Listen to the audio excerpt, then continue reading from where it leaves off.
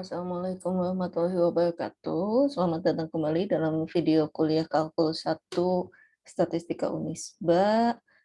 Eh, Kita pada video kali ini akan melanjutkan materi dari video sebelumnya.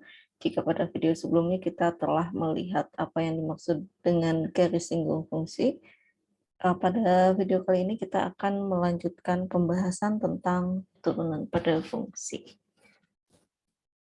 Selamat menyaksikan. Nah, pertama-tama kita akan melihat apa yang dimaksud dengan turunan pada fungsi. Pada video sebelumnya, pada saat membahas tentang garis singgung pada fungsi, garis singgung atau garis tangan merupakan limit dari garis sekan, sehingga kemiringan pada garis singgung atau garis tangan itu merupakan limit dari kemiringan garis sekan. Dan nilai kemiringannya dapat atau gradiennya dapat kita hitung dengan menggunakan rumus MS ini ya. MS sama dengan limit H menuju 0 pada saat FC plus H dikurangi FC dibagi dengan H. Nah, ternyata rumus seperti ini juga dapat muncul pada masalah yang berbeda, bukan masalah geometri, melainkan masalah dalam dunia nyata. Sebagai contoh, dalam masalah kecepatan sesaat atau secara umum pada masalah laju perubahan. Nah, Anda bayangkan misalkan terdapat sebuah mobil yang menempuh jarak 110 mil dalam 2 jam, kemudian kecepatan rata-rata dari mobil adalah 110 mil per 2 jam. Berarti ya, jadi jarak dibagi dengan waktu tempuh untuk rata-ratanya. Atau dengan kata lain, nilainya adalah 55 mil per jam, atau dalam bahasa Inggrisnya mile per hour ya, disingkat MPH. Nah, dari mana didapatkan kecepatan rata-rata itu? Katakanlah kita punya sebuah grafik, sebelah kanannya menyatakan waktu, dan sumbu vertikalnya menyatakan jarak gitu ya. Jadi kita punya apa namanya grafik, mungkin grafik kecepatan. Nah, yang diketahui adalah jarak pada titik 0 pada saat T0 dan juga pada saat 2 jam di sini ya. Kemudian jarak tempuhnya adalah perbedaan jarak dari sini ke sini. Seperti itu. Maka kecepatannya, maaf. Ya betul ya. Jadi kecepatan rata-ratanya mirip dengan menghitung kemiringan garis. Jadi Y2 min Y1 dibagi dengan X2 min X1. Dengan kata lain di sini 110 kurangi 0 di titik 0 karena mulainya dibagi dengan 2 jam kurangi 0 juga. Didapat kecepatan rata-rata adalah 110 dibagi 2. Nah, atau 55 mile per hour. Sekarang jika kita ingin mengetahui kecepatan pada waktu-waktu tertentu saja, katakanlah pada bagian ini, apa yang akan kita dapatkan? Berarti kan kita akan menghitung kemiringan garis singgung, kemiringan garis pada bagian ini. Kurang lebih caranya seperti tadi, Y2 min Y1 dibagi X2 min X1. Semakin kita buat selang waktunya semakin kecil, berarti kita akan punya bentuknya seperti ini juga ya. Jadi Y2 min Y1 dibagi X2 min X1, dengan kata lain Fx2 min Fx1 dibagi X2 min X1. Jika X1-nya kita set sebagai C dan X2-nya adalah C plus H, rumus ini menjadi Fc plus H dibagi Fc dibagi dengan H. Dan seharusnya kecepatan sesaat atau yang biasa tampil pada speedometer mobil pada saat mobilnya bergerak, itu tinggal kita hitung limit pada saat H mendekati 0 untuk Fc plus H dikurangi Fc dibagi dengan H. Contoh lain yang bisa kita lihat di sini diberikan grafik produksi oksigen dalam gram yang dihasilkan tanaman dari proses fotosintesis, dan pengamatannya dilakukan sejak jam 8 pagi, jadi titik nolnya mulai dari jam 8 pagi sampai dengan 4 jam kemudian atau jam 12 siang.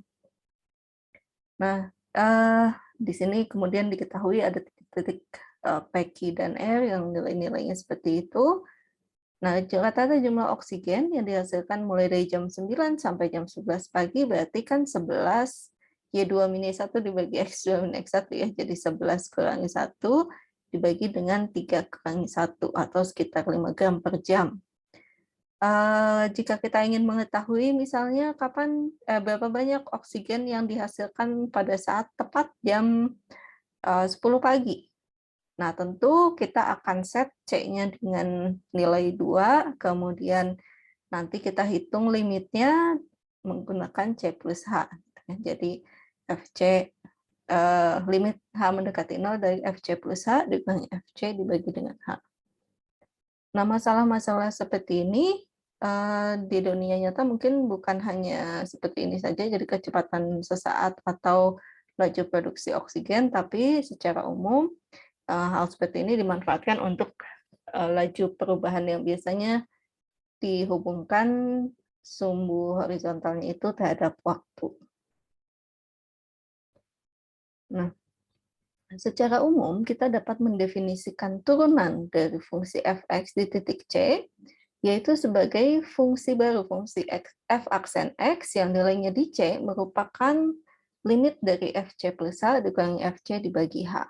Tentu asalkan nilai limit ini terdefinisi ya, dalam artian limit kiri dan limit kanannya sama dan berhingga. Nah, jika f aksen C ini ada, maka kita katakan fungsi f ini terdiferensialkan dx, atau istilah lainnya punya turunan dx.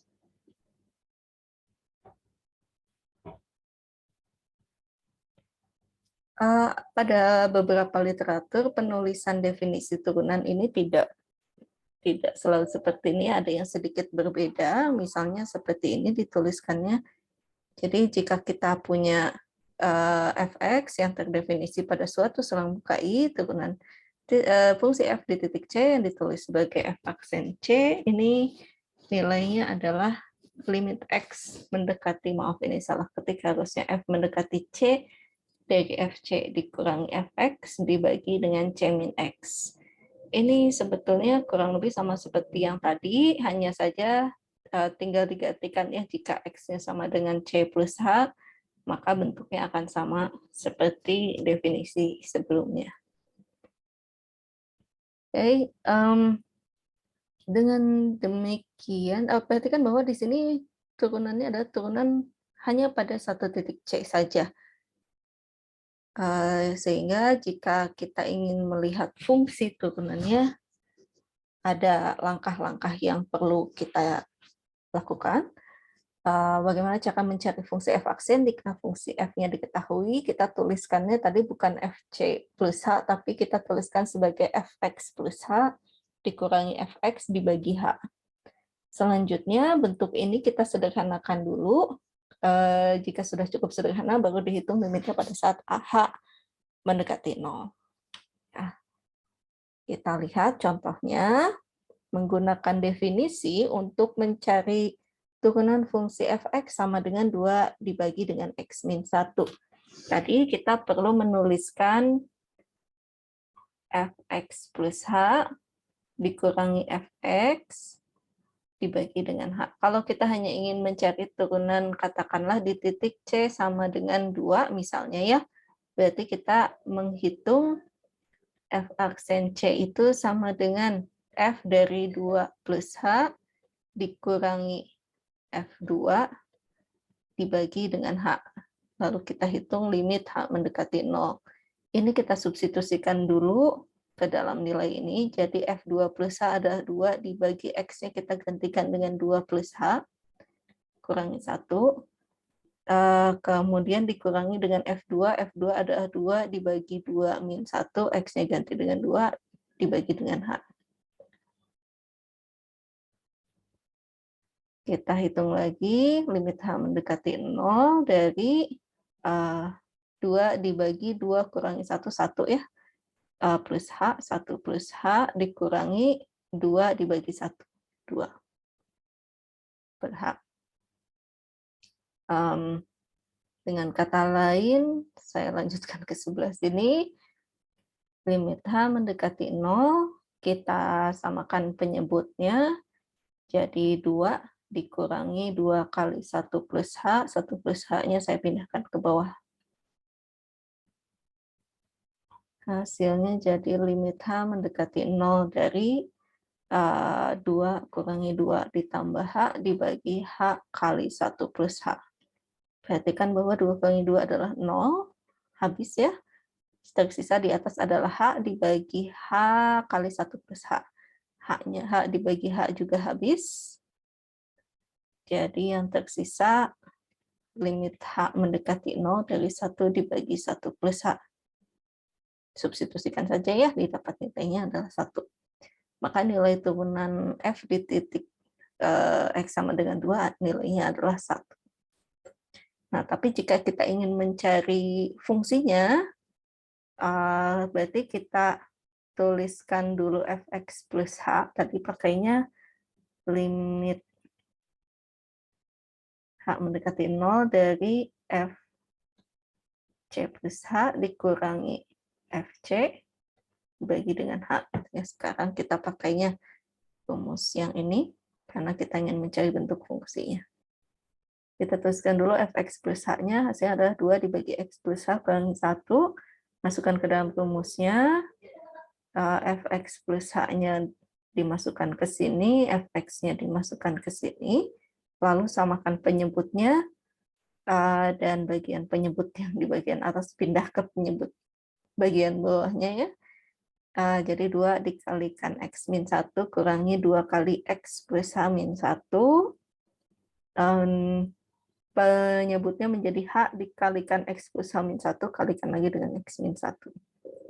Kita jabarkan, ini kan hasilnya menjadi 2X kurangi 2 min 2X plus, min 2H plus 2. 2X dikurangi 2X habis, min 2 ditambah 2 juga habis, sehingga yang tersisa di atas adalah min 2H. Dibagi dengan H kali X plus H min 1, ini dihilangkan tanda kurungnya, kalikan dengan X plus 1. Lalu kita bisa bagi H dengan H. Yang tersisa seperti ini, 2, min 2 dibagi X plus H min 1 kali X min 1. Nah, di sini pada saat kita substitusikan H-nya, nilai limitnya sudah ada ya. Jadi tidak lagi menghasilkan bentuk tak tentu.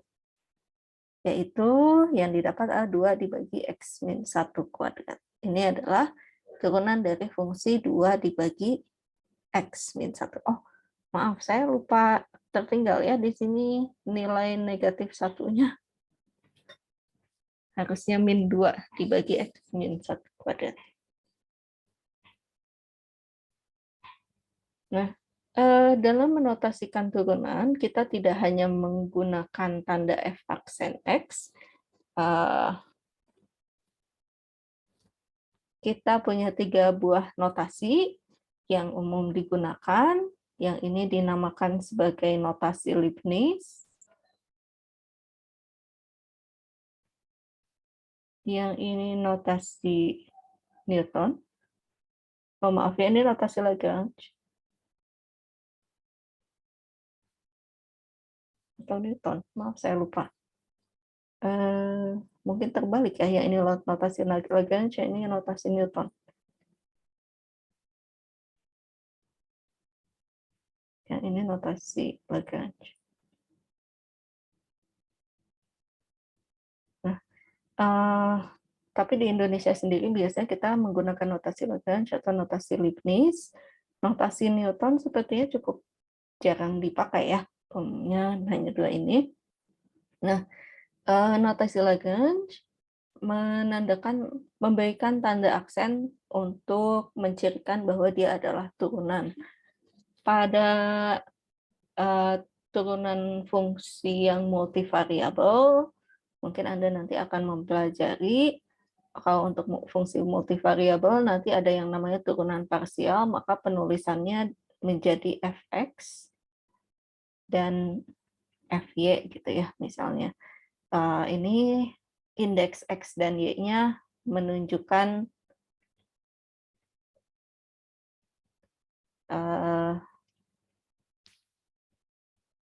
variabel terhadap variabel mana diturunkannya. Tapi ini untuk fungsi multivariabel.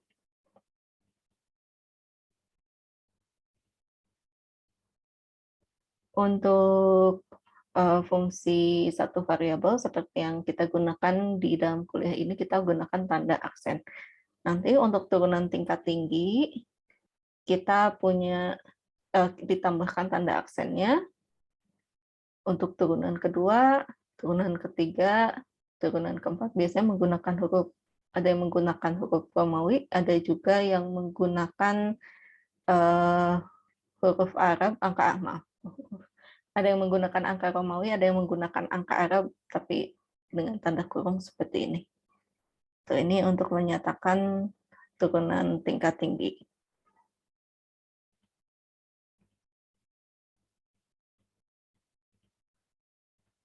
Nah, untuk notasi Leibniz sendiri, ini digunakan tanda dx dengan x-nya ini menyatakan variabel terhadap variabel apa kita menurunkan. Nanti ya, pada fungsi multivariabel penulisannya menggunakan do x dari f atau do y dari f. Ini menunjukkan turunan terhadap variabel apa, turunan parsial. Kalau lebih seperti ini. Tapi hati-hati, ini artinya bukan pembagian ya. Jadi misalkan jika kita punya fx-nya katakanlah x kuadrat, terus kita menuliskan ddx dari x kuadrat, kita tidak boleh membagi seperti ini dan sama dengan x gitu ya. Nah ini tidak dapat dilakukan seperti ini. Anggap simbol ddx ini sebagai satu kesatuan dengan x-nya. Ini menyatakan variabel mana kita menurunkan, terhadap variabel apa kita menurunkan. Pada notasi Leibniz, untuk penulisan turunan tingkat tingginya menggunakan tanda pangkat. Jadi turunan kedua dari fx adalah dx f, sehingga dituliskannya d2 dx2 dari f gitu ya. Ini untuk turunan kedua. Nanti D3 DX3, D4 DX4, dan seterusnya. Ini untuk turunan tingkat tinggi.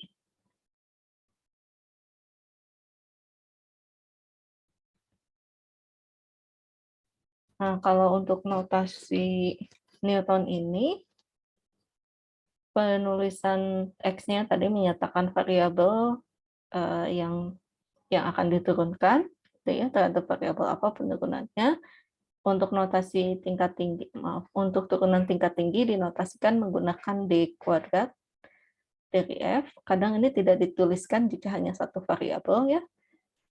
Lalu D3F, D4F, dan seterusnya. Seperti itu. Ini untuk turunan tingkat tinggi.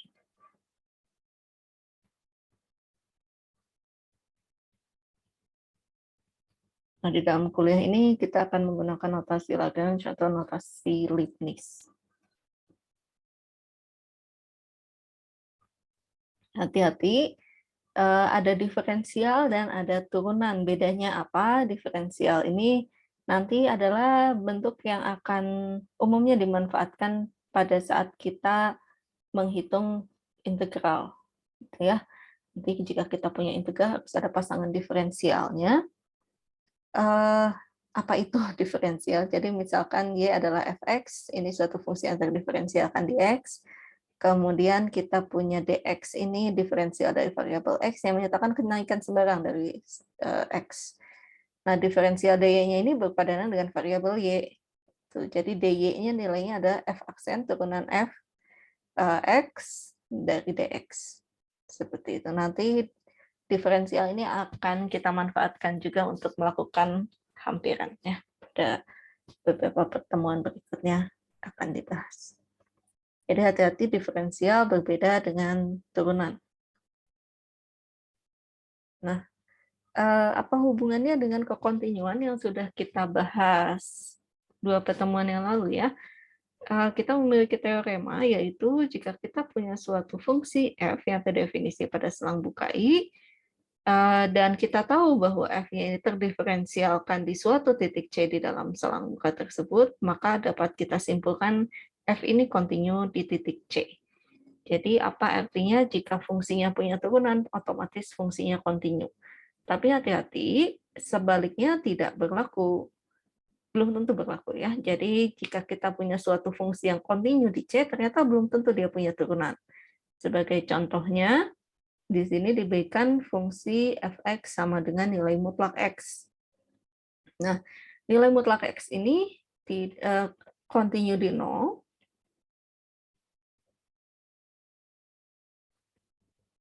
tapi tidak punya turunan pada titik 0.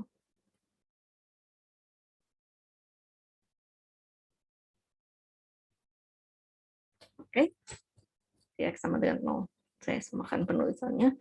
Kenapa seperti ini? Apakah betul kontinu? Ya, jika kita bayangkan tanda nilai mutlak itu kan grafik fungsinya, saya ganti dulu warnanya. Grafik fungsinya seperti ini ya. Jadi nilai mutlak x itu berarti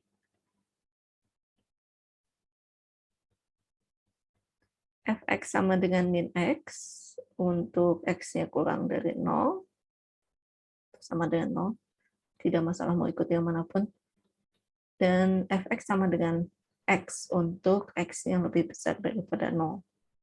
Seperti itu ya. Nah, jika kita cek di titik 0, limit kirinya dari min x, ini masuk sini ya, berarti nilainya 0 juga gitu.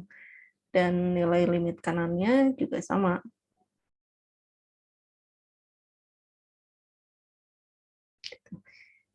Nilai fungsinya berapa?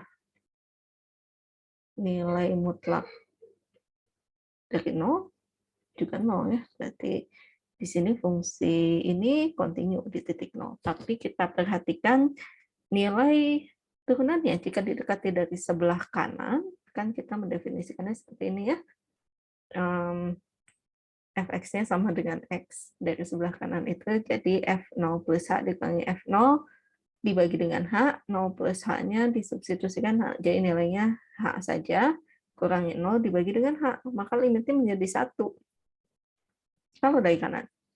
Tapi kalau dari sebelah kiri, kita substitusikan f0 plus h, ini kan hasil ngambilnya ke fungsi min x ya, sehingga nilainya menjadi min h. Kemudian pada saat f0 nilainya sama-sama 0 dibagi h, hasilnya menjadi min 1. Gitu. Jadi di sini fungsi fx sama dengan mutlak x, dia kontinu tetapi tidak punya turunan di titik x sama dengan 0. Umumnya fungsi yang kontinu tapi tidak terdiferensialkan adalah fungsi yang mungkin seperti terpatah gitu ya pada grafiknya, misalnya seperti ini. Nah, biasanya di titik C seperti ini dia kontinu tapi tidak punya turunan.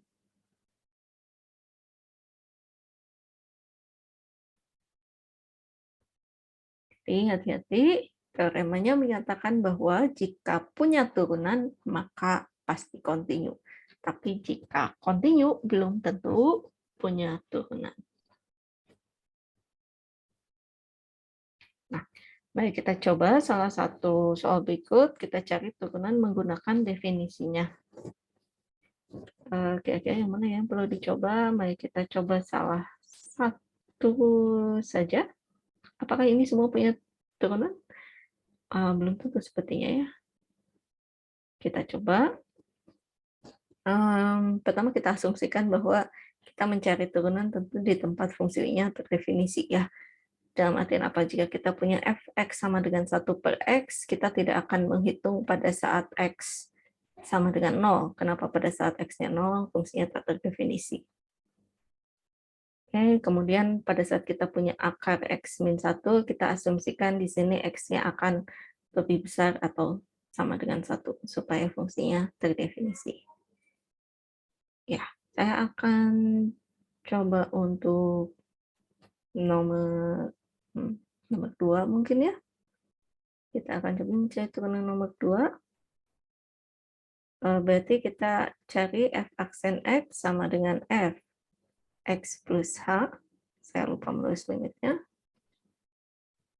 Min fx dibagi dengan h. Substitusikan x plus h-nya, berarti maaf, saya tuliskan dulu limit h mendekati 0 dari 5x plus h kuadrat, salah kurung, kurangi 5x kuadrat dibagi dengan h. Oke, kita jabarkan bagian ini. Jadi 5x plus h kuadrat adalah x kuadrat min 2hx plus h kuadrat kurangi 5x kuadrat dibagi dengan h. Berarti ini adalah limit h mendekati 0 dari 5x kuadrat min 10hx ditambah 5h kuadrat kurangi 5x kuadrat bagi dengan h.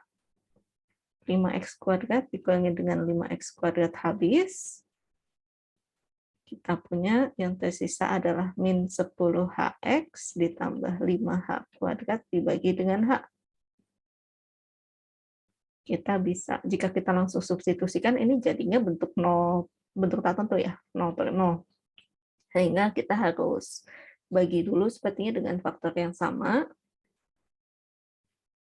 H-nya kita keluarkan, min 10x ditambah 5h. Dibagi dengan h, ini dibagi habis. Yang tersisa limit h menuju ke 0 dari min 10x plus 5h. Sekarang kita bisa substitusikan, hasilnya tidak lagi menjadi bentuk tertentu. Min 10x ditambah 5 kali 0. 5 kali 0 adalah 0, hasilnya min 10x. Oke, kalau lebih seperti itu untuk penjelasan tentang definisi turunan. Kita akan lanjutkan pada video berikutnya. Terima kasih telah menyaksikan. Assalamualaikum warahmatullahi wabarakatuh.